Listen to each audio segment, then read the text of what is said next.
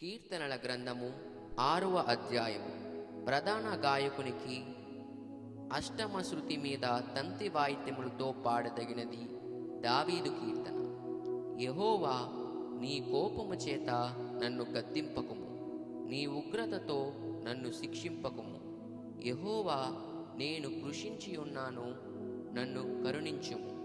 యెహోవా, నా ఎముకలు అదురుచున్నవి, నన్ను బాగు చేయుము. నా ప్రాణము బహుగా అదురుచున్నది. యెహోవా, నీవు ఎంతవరకు కరుణింపకయుందువు?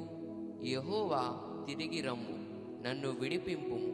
నీ కృపను బట్టి నన్ను రక్షింపుము. మరణమైన వారికి నిన్ను గూర్చిన జ్ఞాపకము లేదు. పాతాళములో ఎవరు నీకు కృతజ్ఞతాస్తుతులు చెల్లించుదురు? నేను మూలుగుచు అలసియున్నాను. ప్రతి రాత్రియు కన్నీరు విడుచుచు నా పరుపు తేలజేయుచున్నాను. నా కన్నీళ్ల చేత నా పడక కొట్టుకొని పోవుచున్నది. విచారము చేత నా కన్నులు గుంటలు పడుచున్నవి.